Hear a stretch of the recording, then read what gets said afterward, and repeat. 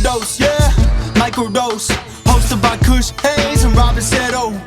Talking the talk, cause they got things for you to know. Let's go party with Miss Robyn in the games on Cameo. Yeah, Microdose, Microdose, dose, dose. Microdose, Microdose, dose, dose. Microdose, Microdose, dose, dose. Microdose, Microdose, dose, dose. What gets this next?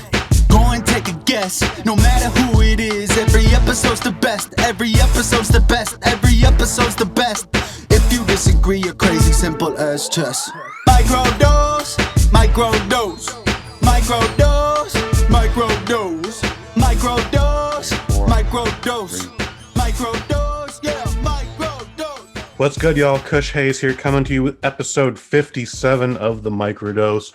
With me, as always, Robyn Seto. Miss Robyn, if you're nasty, how you doing tonight? Oh yeah, man, working from home is surprisingly tiring. How long has this been happening now? This is brand new this week, right? Yeah, this is my very first time working from home during the entire, since everybody started working from home. I've been going into the office. So this is exciting, but also very different and kind of stressful. So Mm-hmm. Yeah. The working from home is supposed to be less stressful, but well, so we have a guest tonight, Robyn. Streak continues, the second wave of our streak.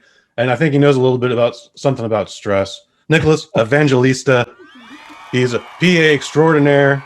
He works for Mr. Norberto Barba, previous guest of the show, friend of the family. And welcome to the show, Nick. Thanks so much, guys. I really appreciate it. It's an honor to be on. Thank you. Right on, man. Dude, you've got a very interesting job. You assist the #1 dude on the longest running drama in primetime history. Essentially, yeah. Let's start with you. What's your average day like? Now, based on just email patterns, I think you actually get weekends off. And if you do, you'd be like one of the first PAs I know that do that. Am I even saying the title correctly? Holler at me, please. Well, I will say I started out as an office PA.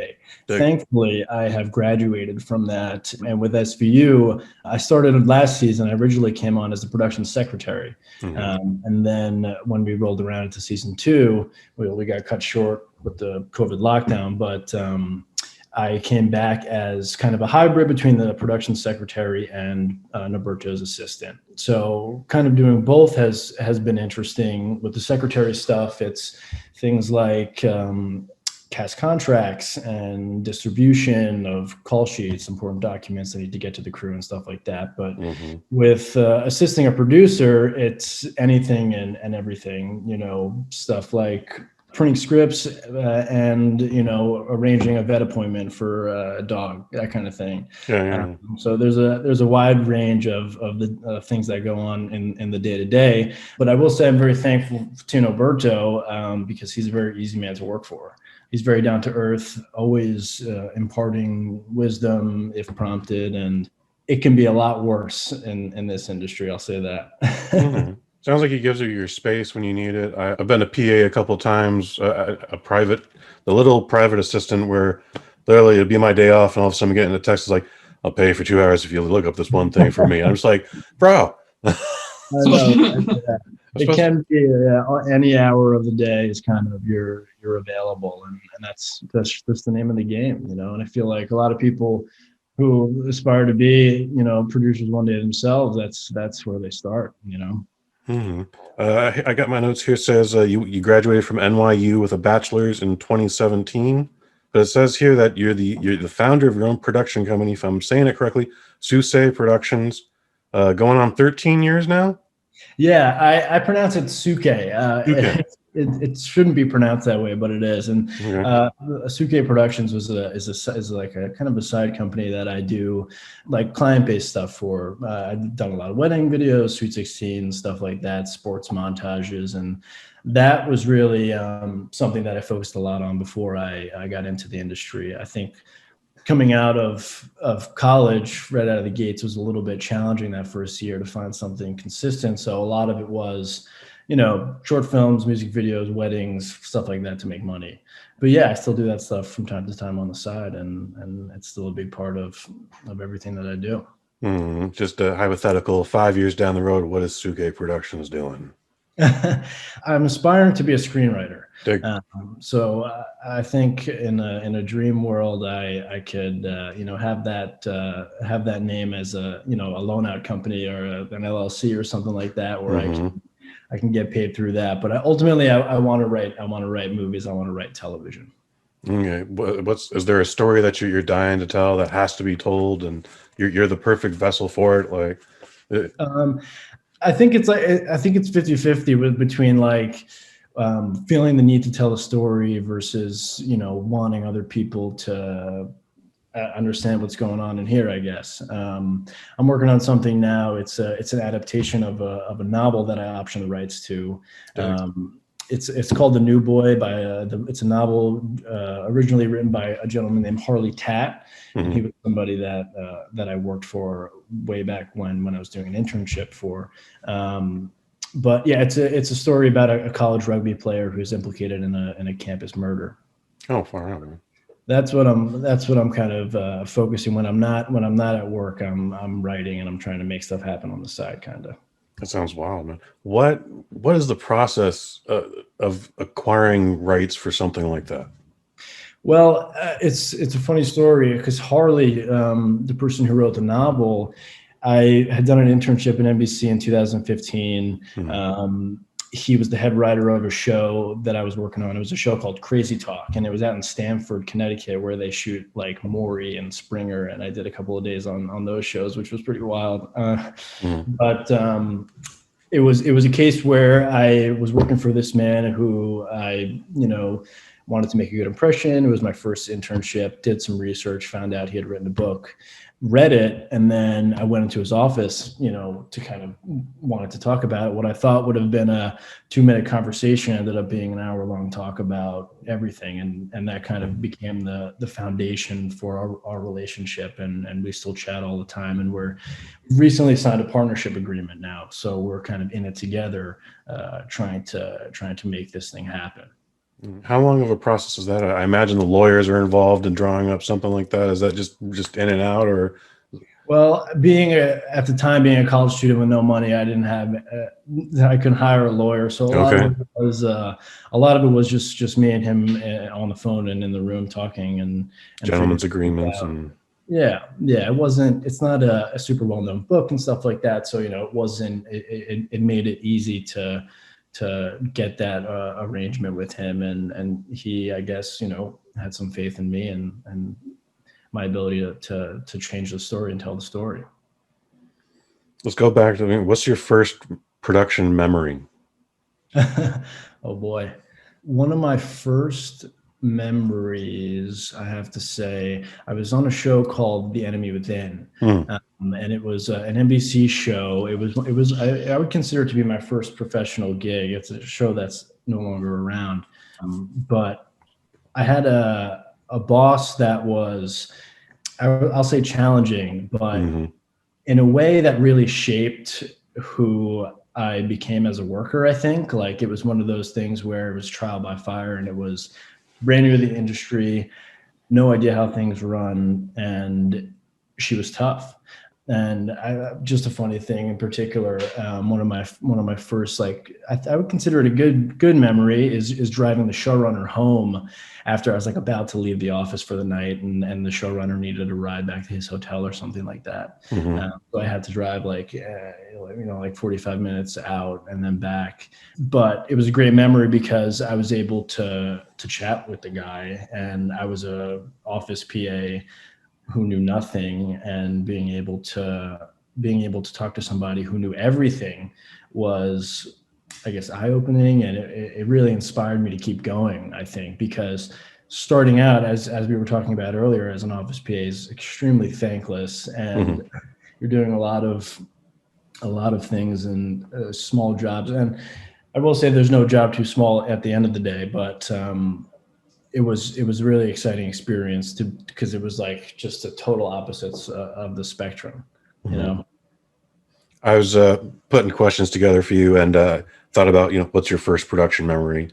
And if you would ask me once upon a time, I would have said like, oh, well, you know, I got into production through pro wrestling. Like I just started volunteering at live events and just tried to learn wherever I could to fit in. It actually goes back further than that. Like I used to go to elementary school, St. Gabriel's.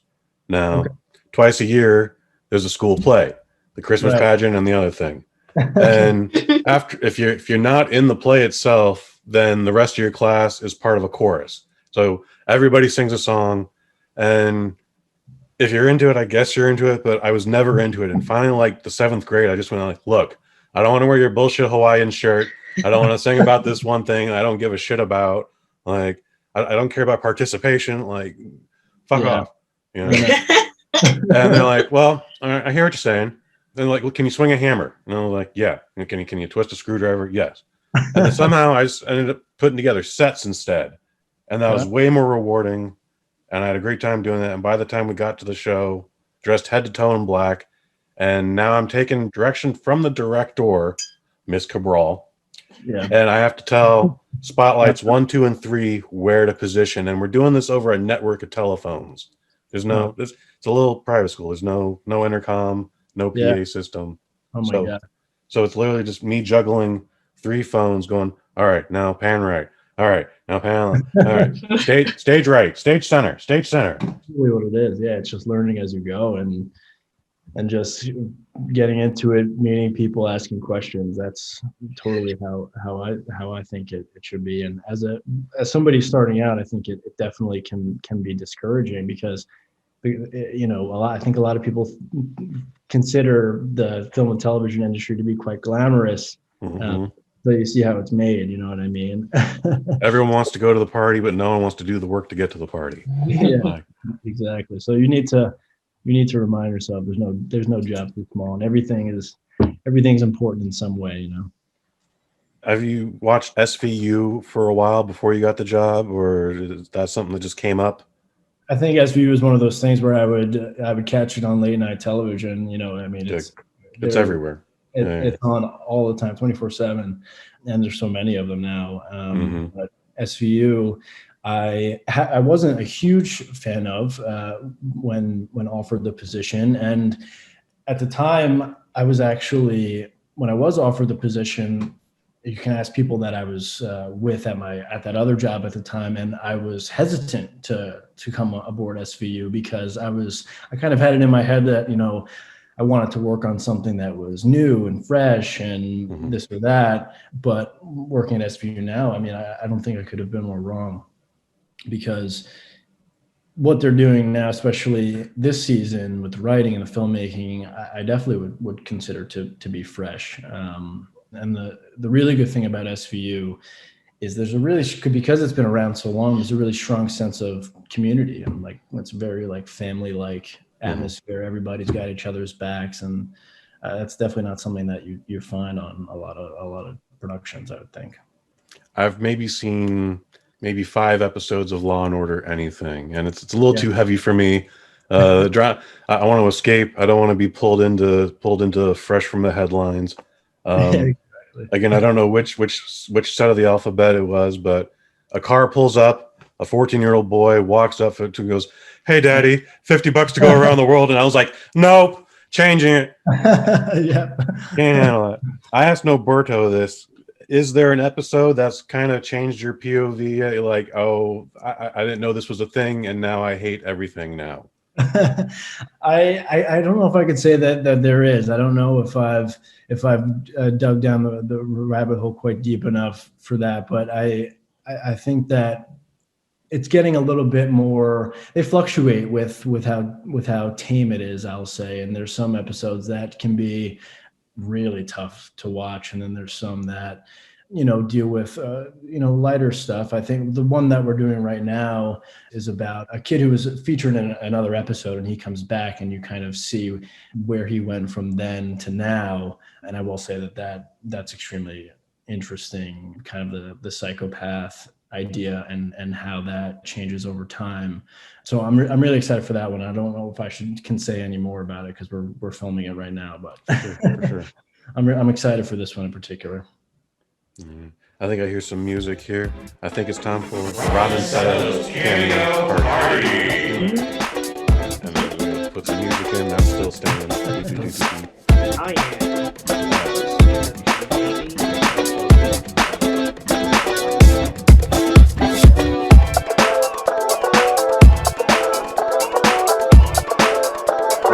Seto Cameo Party. Robyn Seto, I hear you got a game for us tonight. What do we have a theme? Yes, this is more friends from the Law and Order family. All right. Dun dun. Yeah.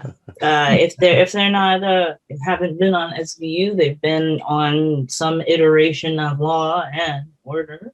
All right. Hasn't. All right. Well, if this is your first episode, congratulations for finding your new favorite podcast. So this is a fun little game where I go to cameo.com, where celebrities name their own price for if you want to buy a video from them, custom video.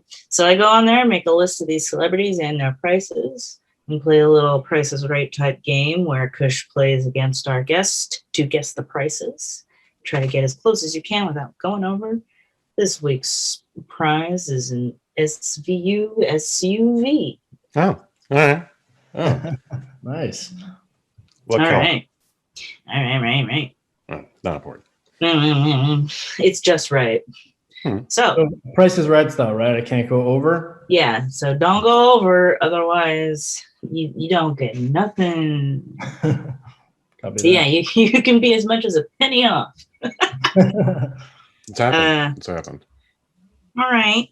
Well, Mr. Nick, I think you're up first. Let's do it. So let's introduce our first celebrity cameo, Elizabeth Roma. Rom. Oh gosh, She played Serena Southerly on the OG Law and Order from 2001 to 2005. Apparently, she was in American Hustle. I don't remember her, but yeah. And she was in the first two seasons of Angel. Oh, wow. Okay. All right, so that's the information on this lady. She kind of looks like Jennifer Lawrence a little bit, so maybe that's the American Hustle connection. I don't know. Fascinating. Anyway, what do you think she's charging, Nick?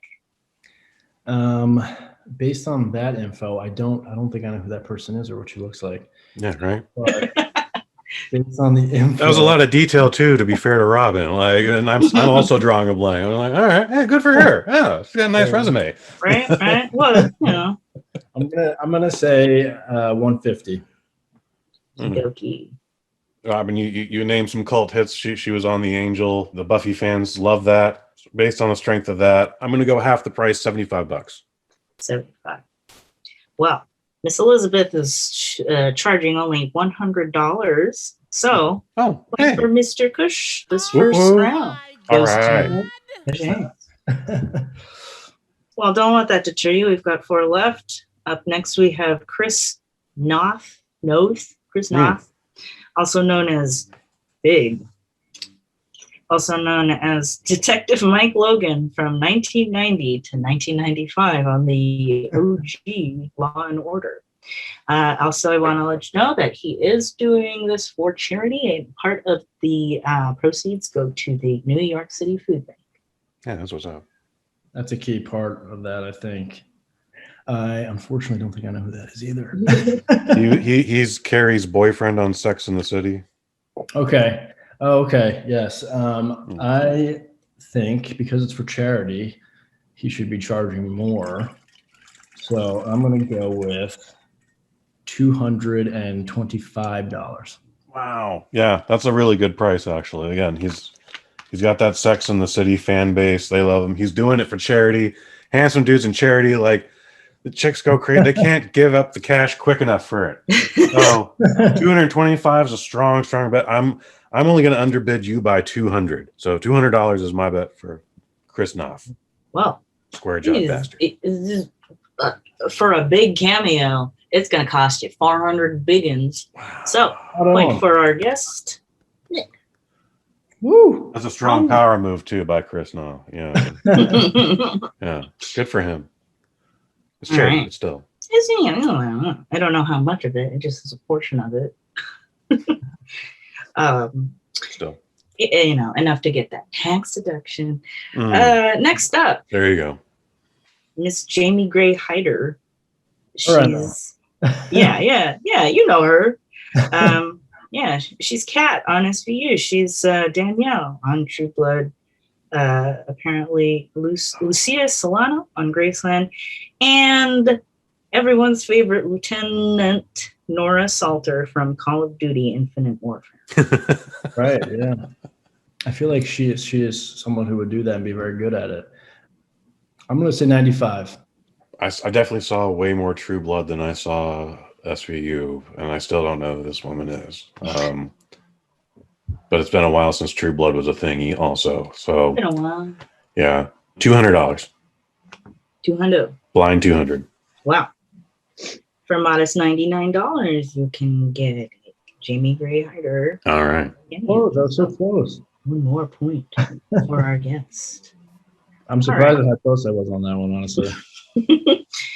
Well, all right. Next up, Mr. Andy Carl. He played Sergeant Mike Dodds on SVU for 15 episodes between 2015 and 2016, and apparently has done a lot of musical theater in the meantime. Cool. That's all we get? That's all you get. That's all we're getting. That's all he's... Yeah. I am going to say $75. I feel like because of his Broadway history, he's some kind of he's well thought of in the New York Broadway community. Like he's a personality that's larger than life. Unfortunately, I can't put a name to the face. I don't know the gentleman, but I'm going to say $500. Oh my gosh! I feel like this is a very specific niche. I feel like I don't want to do this, but if you do want this and you pay me $500, sure, I'll turn my phone on. If I have to, right? If I have to. Well, it turns out that Andy Carl's charging exactly $75. Oh my god! I promise I All didn't. right, that's 3 in a row for our guests. We have it. One last one. One more just for fun. We have Diane Neal, who played the New York Assistant District Attorney Casey Novak on SVU. Oh, I know that name. Damn. Casey Novak. Why do I know Casey Novak? That does sound familiar, right? That's the character's name? That's the character's name Wow. that Diane Neal plays. Diane Neal. Okay. I'm going to go out on a limb because I don't know this one either. 165. Just because just for fun, $1. But I'm fascinated by why I know the name Casey Novak. There's no reason I should know that. You sure you're not thinking of BJ Novak? You know what? Totally possible. Totally possible. Well, Totally possible. just charging $100. So this is good. But Nick still wins. So you rightfully, I think actually you may already have the keys to the SVU SUV as I think about it. All right, so you get to keep it. Robyn Seto Cameo Party.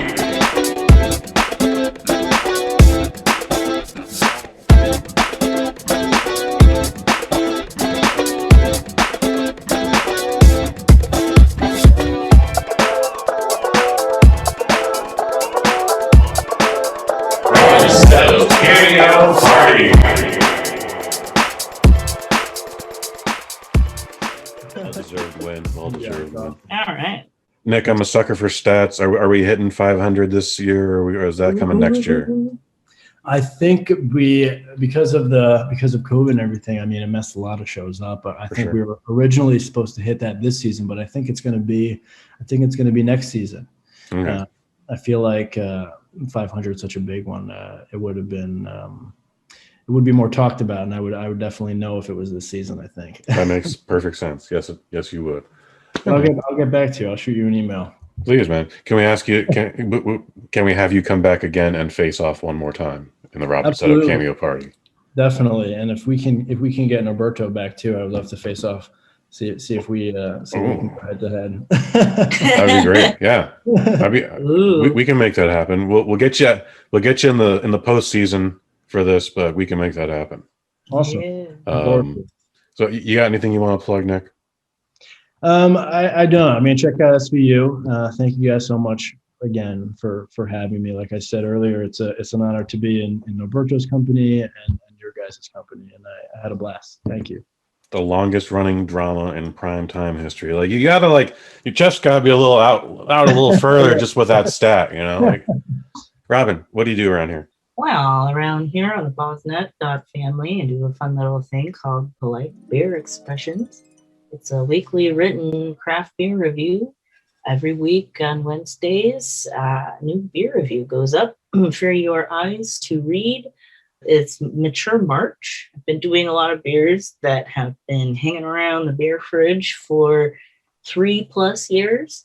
Just did one from 2015 this past week. So yeah, check those out. Those go up every week on Wednesdays at noon California time because we like to sleep in. And again, if you do get chosen to have your beer reviewed by Robyn Seto, odds are it's going to be a favorable review. Her worst review so far to date is still a 4 out of 5. Oh, yeah. Oh, well, I did have something pretty bad recently. Oh, yeah, the Kush IPA. Oh, I didn't have that. That's something else. So look out for maybe a bonus review coming up just for laughs for something really awful I had. I fear the day we get the bad review from Robyn Seto. I do some things around here. I got a show called Sweet Science Cinema. Our second episode of the season is going to drop. The Great White Hype. Me and Pro Wrestling Hall of Famer Jameel Hemphill. We're going to be talking about that March 31st. That's the last Wednesday of the month. April 20th, 420.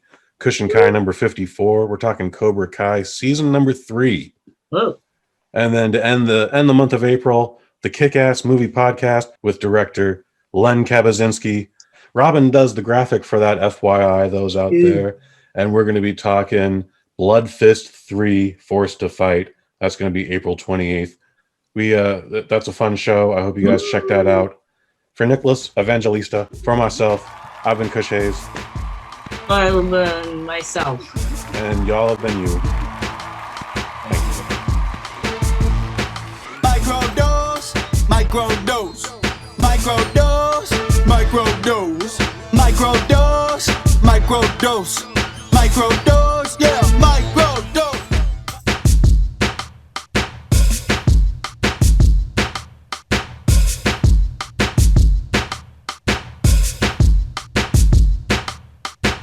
From the BosNet family. Oh boy.